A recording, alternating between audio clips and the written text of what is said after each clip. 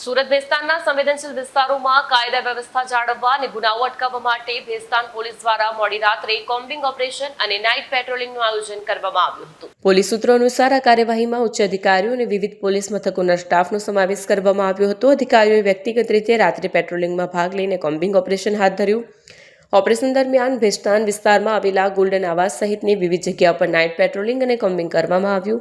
આ કાર્યવાહીનો ઉદ્દેશ્ય વિસ્તારમાં સુરક્ષાની ભાવના વધારવી અને સંભવિત ગુનાઓ પર અંકુશ રાખવાનો હતો।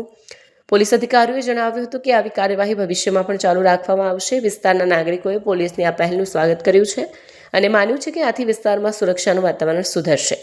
સુરત શહેર પોલીસ કમિશનર શ્રી અનુપમસિંહ ગેહલોત સાહેબનાઓ દ્વારા અપાયેલી સૂચના મુજબ શહેરમાં શાંતિ ડહોળતા અસામાજિક તત્વો તેમજ કાયદા વિરુદ્ધની પ્રવૃત્તિ કરતા તત્વોને કબજે કરવા, તેમને કાનૂનના માર્ગે કંટ્રોલ કરવા માટે તથા લો એન્ડ ઓર્ડરની પરિસ્થિતિ જળવાઈ રહે તે પ્રકારની કામગીરી કરવા માટે આજરોજ ભેસ્તાન પોલીસ સ્ટેશન કે જે ડિવિઝન તથા ઝોન 6 હેઠળ આવેલ છે ત્યાં કોમ્બિંગનું આયોજન કરવામાં આવેલ છે। મહેરબાન પોલીસ કમિશનર સાહેબની સૂચના મુજબ તેમજ sector 2 joint police commissioner Shri K N. Damor સાહેબ તથા ઝોન 6 ડીસીપી શ્રી રાજેશ પરમાર સાહેબનાઓની આગેવાનીમાં આ કોમ્બિંગનું આયોજન થયેલ છે।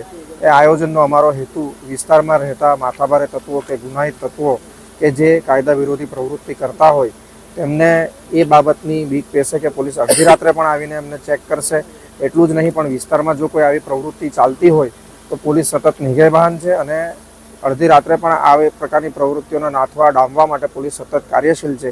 એ અમારા કોમ્બિંગનો હેતુ છે અને આ કોમ્બિંગમાં આજે ઝોન 6 વિસ્તારના તમામ પોલીસ સ્ટેશનની પોલીસને સાથે રાખીને ભેસ્તાન પોલીસ સ્ટેશનના પીઆઈ તેમજ ઝોન 6 ડીસીપી શ્રી રાજેશ પરમાર સાહેબનાઓની આગેવાનીમાં આજે અમે આ કોમ્બિંગ કરી રહ્યા છીએ।